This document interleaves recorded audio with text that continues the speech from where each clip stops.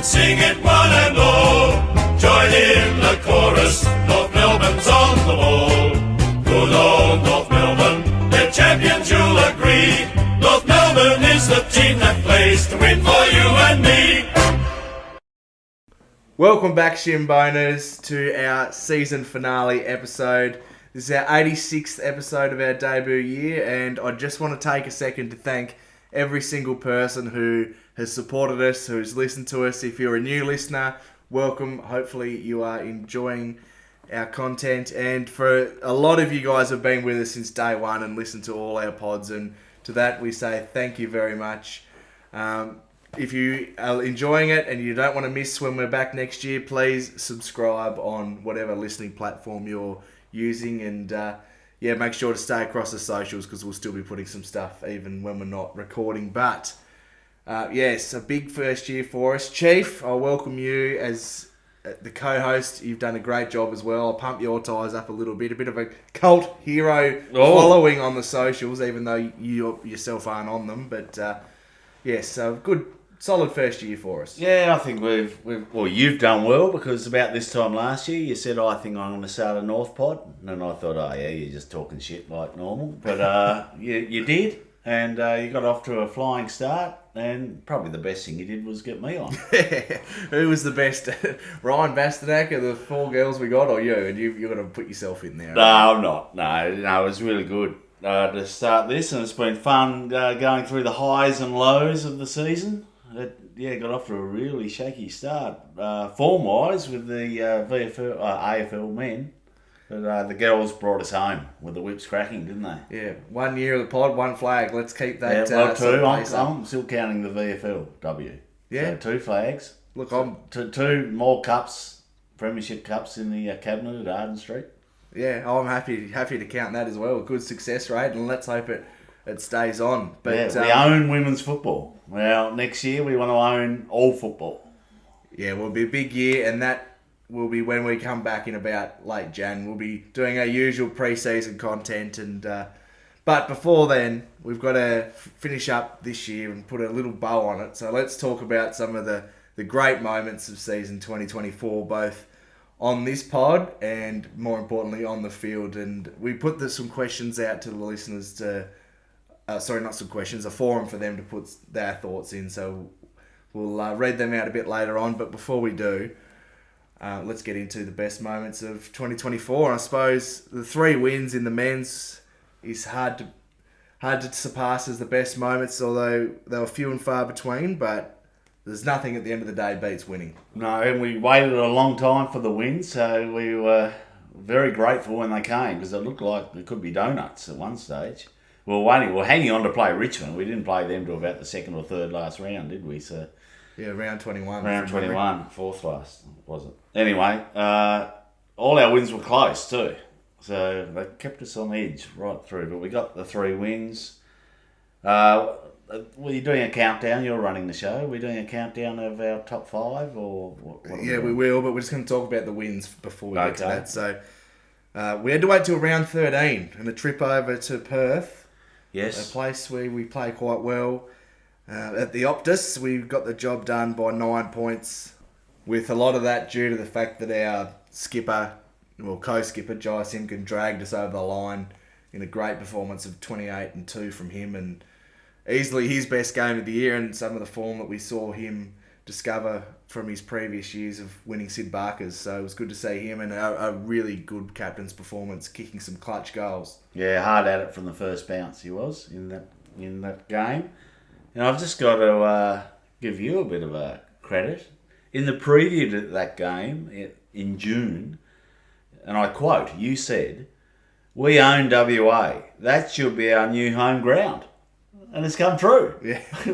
Sonia must have been listening. I reckon. Sonia and Jen. Yeah. I thought, I think Baz is onto something here. They must have been. And then we win over there and we'll get a bit of coin. Yeah, and I'll pretty much own the media over there too. Oh, yes. Well, we're going into our bit of the we've got highlights of the year, yes. But you've been on Perth radio, Perth pods. Yeah, you do own it over there. So when we go over to watch the boys play in Perth, you should have lots of contacts. Yeah, no doubt. Let's get back on track a little bit here. Our second win was round 17 against the Gold Coast Suns by 4 points under the lid at Marvel. And another nervous game that we really should have probably lost. Ben Ainsworth had a shot with about 1:40 left to give the Suns the lead. Yes. And he just quickly always has a field day against us. Yes, but not that day because we were both yelling at the TV, miss, miss, miss, as he's coming in, and he did miss. Just put it across, slid it across, as Brian would say, a little slider. Yeah, and then our final win of the year was against the Tigers, who you mentioned before. Our biggest win of the year in 13 points, and gee, we didn't even look good that day. I was at that game. And yeah, we looked pretty ordinary, but we won, and that's the main thing. Yeah, hear the song at the end of the game. It doesn't happen often enough, so it's always good when it does, no matter how it happens. And probably the best individual game this year from a player, I reckon. There's probably another one that listeners or you'll yell at me about, but LDU had 33 and kick 3 that day. There's not much more you can do to drag your side over the line. Yeah. No, he was excellent that day and all year, as his Sid round his neck proves. Yes, exactly right. Well, let's get into our top 5 moments on field for 2024. So let's kick off with number 5.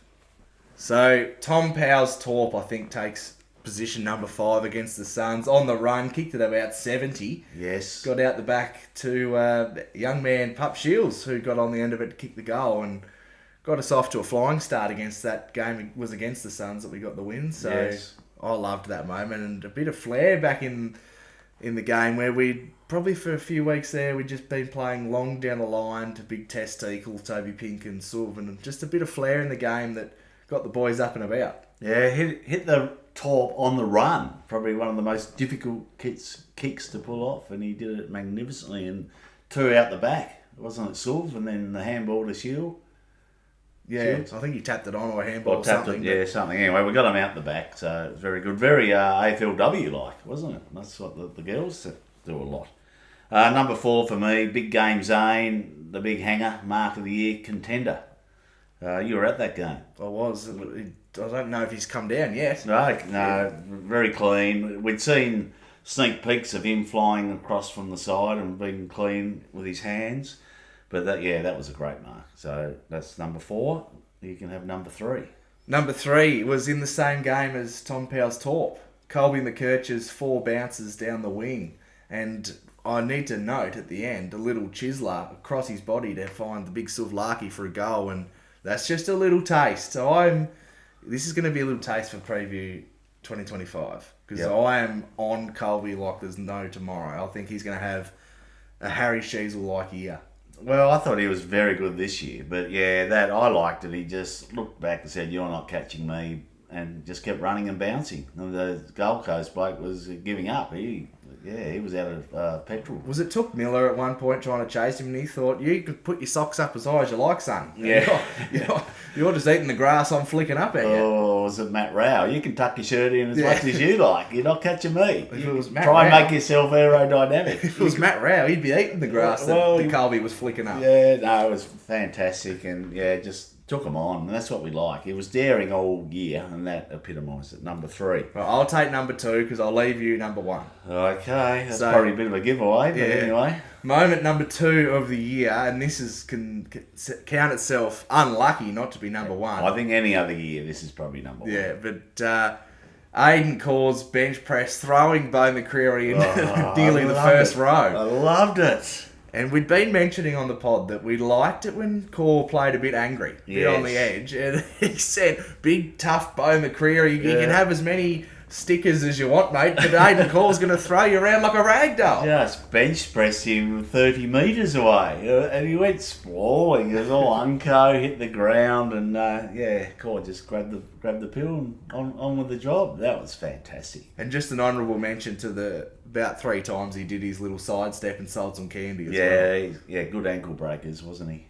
Righto, number 1. I don't know the listeners are sitting at home biting their nails, wondering what it is, seeing I've thrown to you, but a little drum roll anyway. Yeah, number 1 moment of the year, absolute shimboner through and through, big X's chase on Flying Rhine, and just ran out of the centre square, and he had about a 10-metre start on him, and X just put the head down and chased and got the push and affected the kick. Well, he must have chased him 20, 25 metres. Oh, the big ruckman, the big 10 kegs or whatever he is of little flying Ryan thought, I've got you covered, X. No way! No way! X ran him down. Fantastic. And a very deserving winner. Yes. And yeah, what an effort. And I still watch that to this day and probably will for the next years to come because it was just a great effort. And I think it lifted the team as well because from memory, I think West Coast were getting on a bit of a roll. I mean, obviously they did in the fourth quarter, but in that third quarter as well, they were starting to come a little bit. And that just sort of steadied the ship for us and motivated the team, I reckon. Yes, and you did a little commentary of your own on that. And put it on the socials. Yeah, there'll be more of that content to come in 2025 as well. But yeah, a great moment and one that will live forever. Right, yes. There's some unluckies that we want to Well, there's talk some about. honourable mentions. I think North Ball got us all excited, didn't it, when we played that attacking style, which got us up, towards half time, and then it'd all fall apart when we couldn't hit targets and we'd get burnt the other way. But when it worked, it was very exciting. So I'll give North Ball a honourable mention. You got any? I didn't write it down, but I got one I just thought of. Toby Pink's goal on the run in the pocket against Sydney, where he could barely kick a set shot from 20 out, and he drilled it from about 45 out near the boundary on the run. That's a good one. And then, of course, here comes the bias, right? So we were there, which makes it even bigger, but Cam's 4 goals against the D's to nearly drag us over the line. And just that fourth quarter comeback against It's very Melbourne exciting. anyway. I mean, we didn't get the win. The whole crowd was up and about, weren't they? Big. It was a Melbourne home game, but you wouldn't know there were any D's there. That was the loudest I've heard a North crowd in a long time. Yes. And we go to at least 3 or 4 games in Melbourne each year, so it's not just the Boot Park that we're referencing. Yeah. But it was really loud, especially for a Melbourne home game, as you mentioned. But Yeah, the crowd was pumped. Another 30 seconds that game goes for and we win. Yeah. We were all over them.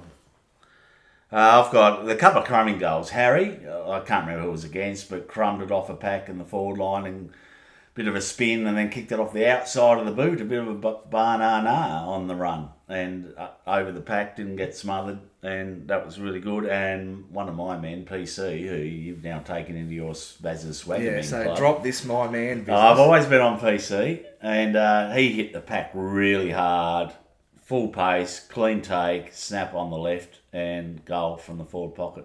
Just his season in general is nearly a moment, isn't it? Yes, 30 plus. And I want to give a shout out too to Jai. I mean, I mentioned it in the wins, but his captain's performance against the Eagles was amazing. Fantastic. Yes, and then we can't forget the girls, the silverware girls, Well, premiership girls. I wanted to say that we weren't going to include it in those 5 moments. That was just the No, men's. that's just from so the obviously, for me anyway, the number one moment of the year is the girls winning the flag. Yeah, absolutely fantastic. And we didn't rate the girls. We rated all the players. We didn't rate the girls, but I've since rated them. It didn't take long.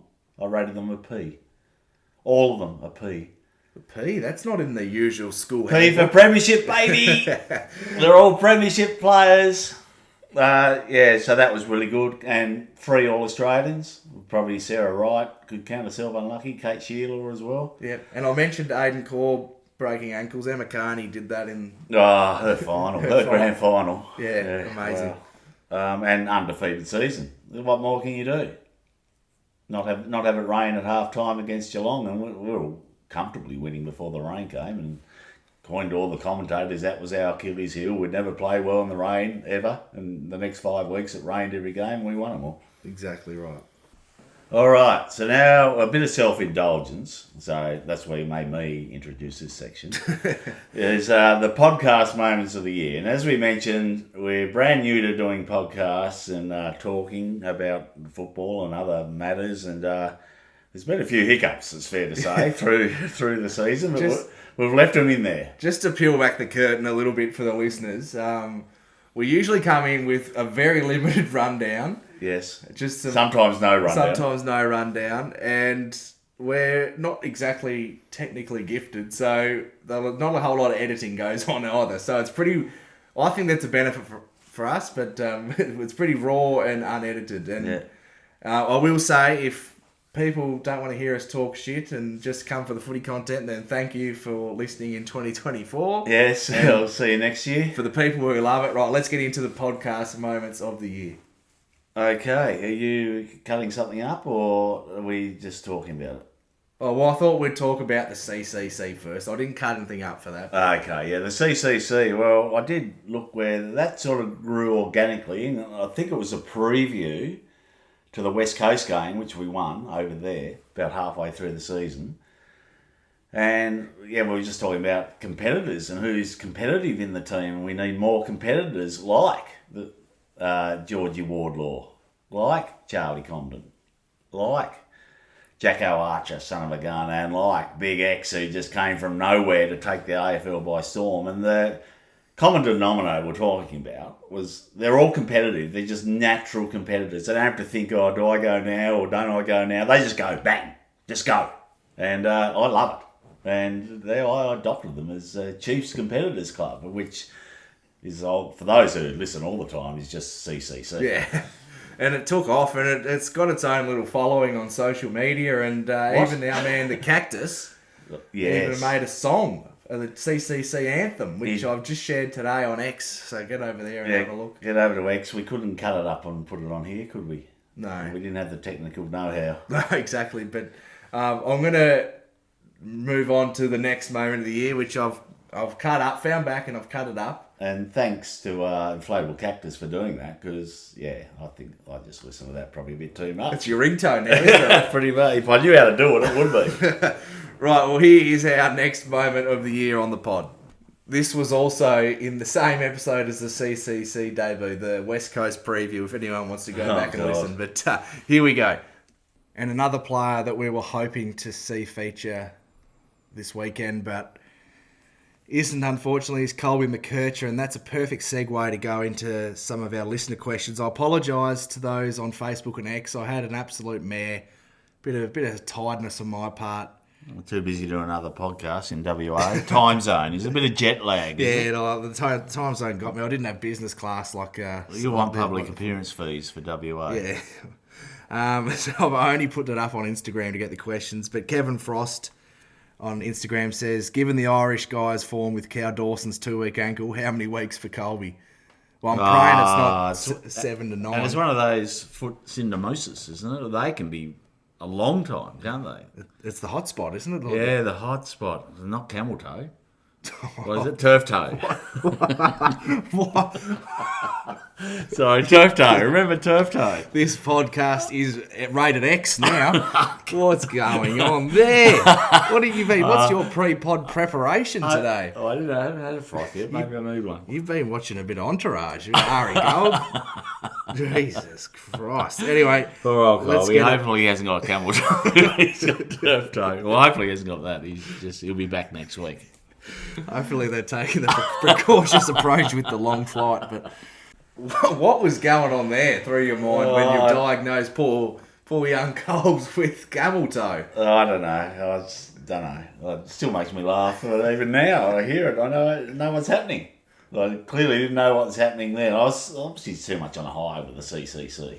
Yeah, you must have been still thinking about that, and you've just, I don't know what sort of doctor analysis you're not like Dr. Pete Larkins or something. You're not going to be at boundary riding giving some updates on some injuries there. No, poor Colby. That's a very poor diagnosis. And that actually led to a friend of the pod, Inflatable Cactus, got in trouble at work. Yeah, that led to the Julie from HR. He was listening, at work to the pod and got called into Julie from HR's office after the camel toe incident.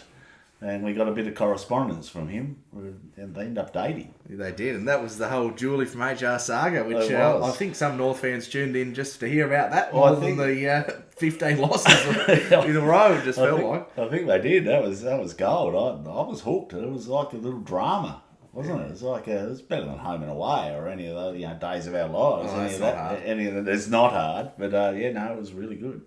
It was up there with Entourage, the show you put me onto. Yes. Right, we've got one more clip to play before we get to you listeners, so stay tuned here for another big chiefism of one of his finest work. So this is back from May. Giles Hill says, felt for Archer after the 50, showed how disappointed he was. Better effort today. Wardlaw impressed. There is still hope. A small step in the right direction. Still hope. So, because it's May 4th. Yeah, a new hope. A bit of Star Wars. Yeah. And he is the young Luke Skywalker of the team, isn't he? George. Yeah. Oh, he's probably more a Chewbacca type. Oh, dear. Oh, no. Let's go on to the pack. We've gone to Rogue. It's gone off the show. We've heard the highlight of the episode, Big Chief's Chewbacca impression. What has happened? We've lost the plot. What was going through your mind there when you think, I'm just going to let loose a big Chewbacca and a horrible one at Well, you know how it sounds good in your mind, and then you do it, and it sounds terrible. That's exactly what happened there. Oh, no. I thought I could do it, but no, it was out in the full effort. If I was having a shot at goal, it didn't even go close. It was like a Joe Danaher from about 50 Yes, very much so. So anyway, you try to get me to reenact it, and it's not. Have you got one for us? The Star Wars one for us, Dan? No, I haven't. Well, that's your homework over the pre-season. You've got to come with a bit better impersonations than what you delivered on that day. But yeah, definitely funny, and the listeners enjoyed it too. Yeah, there was a bit of feedback on that, wasn't there? There was people calling for me to be dropped from the pod. Yeah, you had to go back to the Magoos for a while. They wanted the frog back on, and I suppose that's another positive. The frog. Yeah, we haven't mentioned much of the frog. He fills in beautifully. And he's got a bigger role coming in 2025. He's biding his time away nicely in the Magoos. He's putting a bit of form together. Yep. And he'll have a much bigger role in 2025. And the last episode, for those who listened or those who didn't, we did the player ratings part 2, so numbers 17 and above. And you rated Tommy Powell. And what rating did you give him? Gave him a B-. B-.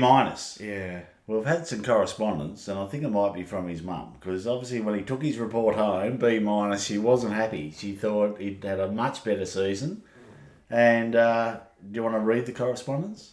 Oh, no, but one of our loyal listeners from Day Dot, Maddie Florence, probably pulled me up a bit on it, and rightly so. I've acknowledged that he probably should have been a B, not a B-. I'm happy to change that because he's on a higher level than the one grade above Zach Fisher that he was. So yes. I'm happy to make that change official. Yes, officially upgraded. So Mrs. Powell, Tom's done really well. He's come home with a B. Yeah, exactly. Right, let's get into, speaking of our listeners, some of the feedback and their moments of the year. So let's get into LD's on Instagram said, Ruby Tripodi, what a breakout season. And yeah, she was...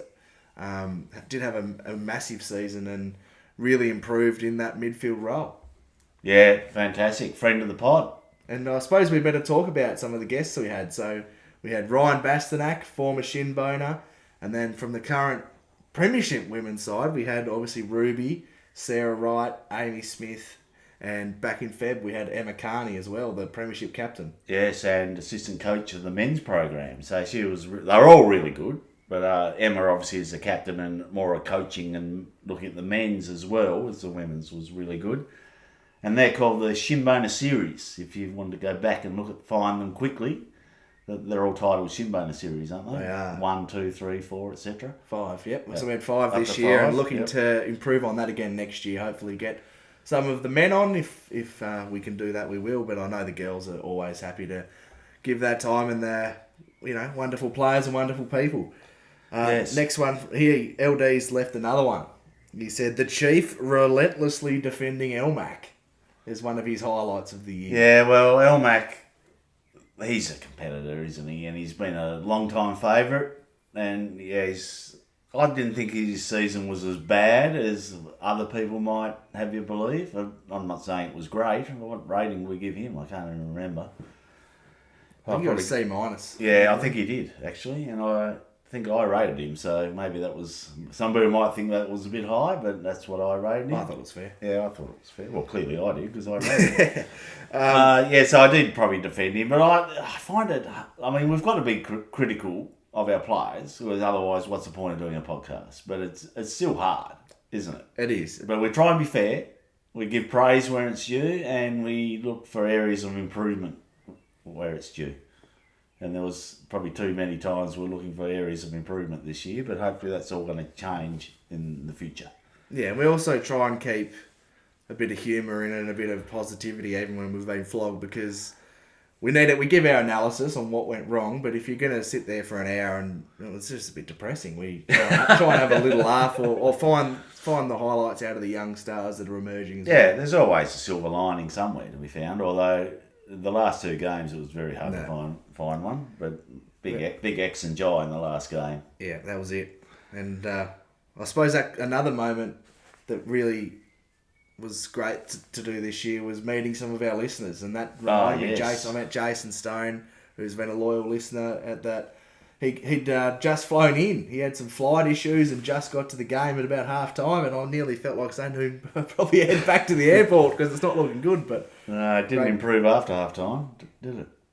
No, it was just as bad. And we got to meet Mark at the Melbourne game as well. Great to meet him and a few of our listeners across the journey. So we had a lot of listeners correspond with us, and that was always nice to get some feedback, and it was mostly positive, and some of them offered to buy us beers and stuff, which we'll always have a froth. Yeah, exactly. We're always keen for a froth. And even just talking to you guys over the social media, it's been really good and engaging, and you guys have been so nice and leaving your questions to have a bit of a debate or just a general conversation around the thing we all love, the North Melbourne Footy Club. It's been awesome. Yeah, and we forgot we met little Jimmy. Oh, yes, we did. Sorry, we met Clint and his dad. And his son, Jimmy, and he recognised your voice because we were having a yarn in the gates, but out the front of UTAS. Yep. And he heard your voice because he's a big fan of the pod. Yeah. You've got a big booming voice. It's easy to hear. I have been told that previously, that maybe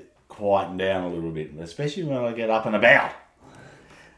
Next one up, we've got Benny Piper, who says his highlight was the first quarter against the Pies, particularly Larky's drop punt from the boundary line. Kicked 5 in the first quarter, I think. Was it 4 or 5? He gave Darcy Moore an absolute bath in that first quarter. Yes, I can't remember, but I need to go and watch that again, I think, and just to turn it off at half time. Turn it off at half time or halfway through the third, yeah. But no, that's the North Ball highlights we had in there. Is just missing out in the top 5, but. Very exciting when it clicked. Yeah, absolutely. Rich B_X3, new to the pod but love it. McKercher's run down the wing and big X-Man's chase. Well, he got the 2 of the top 3. Yeah. Brighton Isles, loyal listener, says the Sherry chase, McKercher pace, and the Kangaroo girls win the premiership race. Yeah, I love it. Bit of poetry there from Brighton. I like it a lot. Very good.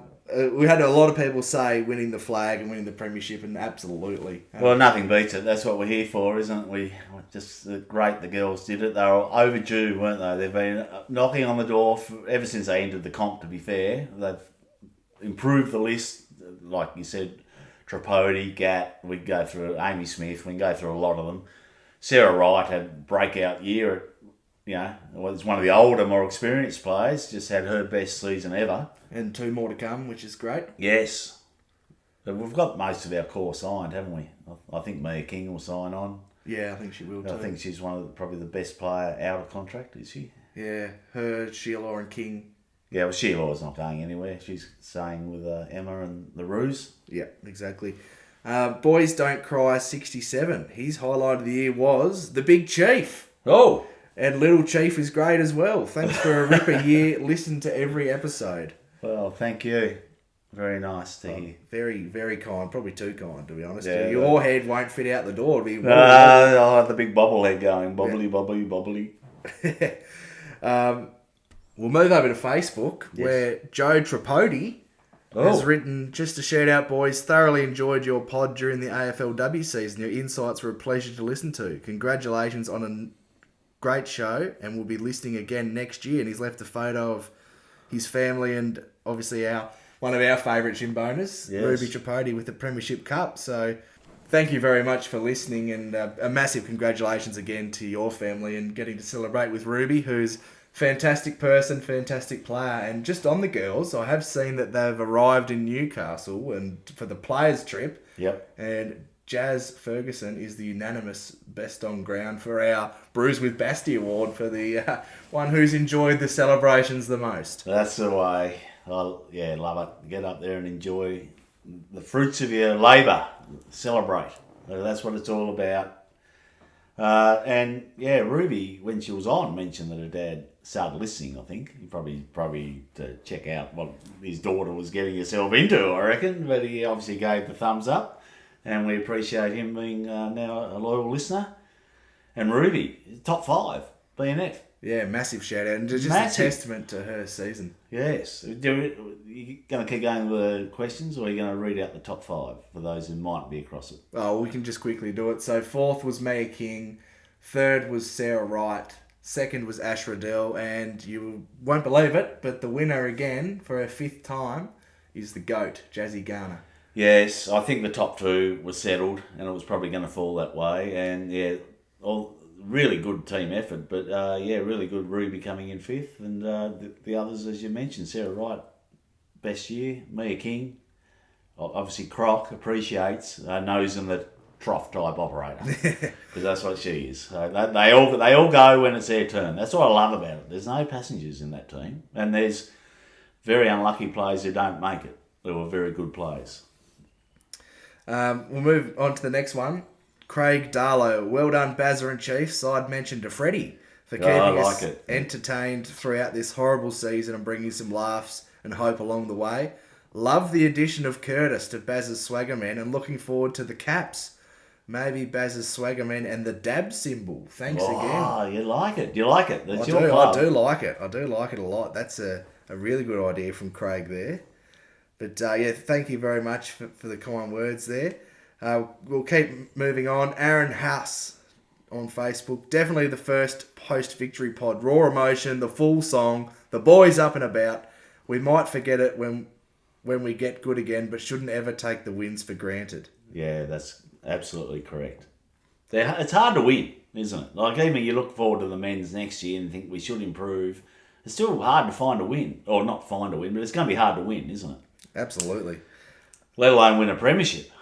Rowan Stewart said the Aiden fend off against Collingwood, and then he put in something that I really wanted to speak about, but I've forgotten, so I'm glad he's written it in. Need to add, the absolute highlight was our Good Friday ambassador, Imogen. What a star. Yes, and so fitting and rewarding that she's obviously finished the treatment, and that's must have gone well, and then she got to lift the silverware. Yeah, that was... with the AFLW girl. So not a lot of dry eyes when that was happening. No dry eyes at all. So, yeah, she was a star. That seems so long ago, the Good Friday. Yeah. Well, we were talking about it off air, and you were saying that wasn't this year. Yeah, I think it was 2 years ago. Or, 2023. But no, it was this year. It's so long ago. Chief, we've only been doing it for the 1 year. Yeah, true. Yeah, but, the Chief does struggle sometimes. Yeah. Calvin Russell, always love listening to the Chiefs CCC Club. Draft night recap was awesome, and the listen after the grand final win pod was amazing to listen to. Oh, excellent. And yes, that's just more encouragement when you say I talk too much about the CCC. I can just refer back to that. Matty Florence, who I mentioned earlier, he was hit the nail on the head. He said favourite moments need to either be Chewbacca or Camel Toe. So there you go. Well, he's got them both in this episode. Ash Wright, keep up the great pod. I always enjoy the banter between you two. Which, I'm glad people do, because we do like to take the piss out of each other. Well, it's just natural, isn't it? But we do it. We share it with the community now. Yeah, well, we take the piss out of each other and also ourselves, and I think if you can't laugh at yourself, then you shouldn't be doing this sort of stuff. Exactly. Just going over to X now, lots about Big X and Colby's run, the Simpkins game against West Coast as well, and Claire Cozy, who's a diehard AFLW, one of the most staunch people online about the AFLW's written a few here. Jenna's grand final redemption arc, that's a big one. Good. Vicky Wall's return, Jazzy Garner being recognised with best on ground, the unofficial All-Australian backline, with Sarah Wright playing her best season, and the rise of the ROOS kids in Craven, Tripodi, Gatt, Smith, King, O'Shea and O'Loughlin. Yeah, those names you read out, the future's so bright, isn't it? It's so bright, the AFLW girls. They're like, I think we mentioned in the... I think you mentioned the dynasty. Well, I think I got up to 9. So we'll cap it at 9. We won't get ahead of ourselves, but I think we've got 9 in a row coming, people. So let's enjoy the ride. No pressure at all. Just the next 8 flags. They eat pressure for breakfast and a snack before the game, and probably at half time instead of oranges. Yeah, they just eat pressure. The Invincibles. Yes, I like that term. You know where that's come from, don't you? Being the cricket nufty you are. That's Don Bradman's team of 48. Went over to England, toured England when they used to tour for about 3 months, play every county, and never beaten. Invincibles. Yeah. Okay. And now it's the AFLW girls have taken it over. And rightly so. Just on the cricket, just a bit of quick waffle before we move on. What about last night? I was watching the day-night test, seeing Australia, packed house, which was good. There was 50,000 there. Yeah, good venue, Adelaide Oval. I can attest to. I'll be Yes. there again next year for Gather Round, so any listeners who want to meet up, I'll be there at Gather Round again. Yeah, and the lights went off twice. What? Yeah, they just switched off, and then they were joking on air that Gary Lyon might have been flicking them off because he was the night watchman and probably didn't want to come out and face Bumrah. Yeah, okay. Yeah, well, that sort of thing you'd expect in maybe some other countries in the world where they've been known to get up to such shenanigans, but not in the land of Oz. Oh, and it's good to see a bit of fight from the Australians in Yes, this test. yes. And we, going back to Adelaide Oval, I've never seen a sporting event there, but we saw you two there, Yeah. front row. That was awesome. Yes, and we did the roof climb. Yeah. Leaned out off over, you do the hang, you lean back. Any That of was our good. listeners who are afraid of heights, I don't recommend the Adelaide roof climb because it's shit scary when you're hanging off the little edge part there. Yeah, no, it was good. But it was I good enjoyed fun, it. And yeah. we did it just on sunset, so you got a really good view of Adelaide. Yeah, it was really good. Right, before we go, I've just thought of one of the moments of the year that we haven't talked about. You being on Media Watch on ABC. Yeah, well, look, I was too humble to bring it up. But we had do you want to explain? Because you haven't cut that up, obviously. No, because I completely forgot I about wonder if it. you could find it on Media Watch for those who wanted to listen to the raw version. Yeah, I'll find the clip and I'll put the clip back up again. Because I didn't do much media. You own Perth, as you said. You've just recently been on another one, the Footy Forecast, which I listened to, and that was really good. You did another great job representing North Melbourne and the Shinboners podcast. Oh, thank you. They are top class. They were good. They were very knowledgeable for people who don't support North. Although you've almost got them converted, which I like. And we've got a couple of wins over there in our home games next year, and they'll be right on the North bandwagon, I reckon. But I did one. Well, I was watching TV, the news on ABC, and they showed a clip. It was us versus Melbourne, I think. And I thought, St Kilda. was it? I can't remember who it was. But anyway, long story short, it was a clip from about 3 or 4 years ago, and it was on the live sport, like North played whoever it was, and because I'm watching it, and we hadn't won a game at that stage, I think, we win this game. What the hell's going on? It's Kane Turner's rolling around kicking snaps. Yeah, Kane Turner was on there. That was a bit of a giveaway. And anyway, Trent Dumont, another one. Yeah, Trent Dumont, Froggy was on there, and they played it like it was at current game, but it was from at least 4 or 5 years ago. So I brought it up on the pod and bagged them out and said, I can't wait till next week when we win the 99 flag, because they're going to show that as a highlight. And one of our loyal listeners sent it into ABC Media Watch. Do you remember who the listener was? 'Cause I can't. But anyway, whoever it was, thank you, because I wouldn't have thought to do that. And it got a run on Media Watch on the ABC. It had over, I think in the end, it had over 500,000 hits. Yeah, so that was a bit of a highlight. Making you stick to Perth, way out west, whereas I've gone national. And just for the listeners out there, That whole week, Mrs. Big Chief was calling me saying, "Get your father out of my house. He's driving me nuts." Because I reckon the head would have been wobbling. The head was huge. It couldn't fit through any doors. No head would fit. No, even the big hangers out there that fit the big Airbuses in couldn't fit your head through there. It was just wobble, wobble, wobble. Well, I thank our listener who sent that in because, that was a bit of a bonus, wasn't it? It was. Alright, we've talked enough garbage. Our listeners are probably thinking, where's the footy analysis? So we'll leave it there. Yeah, that's it for the year. Thanks very much for the year, for everyone who's been involved, and it's been so good to do, and meet via questions and answers all the listeners out there throughout Australia. Yeah, it's been Little Father-Son Tassie North Melbourne podcast.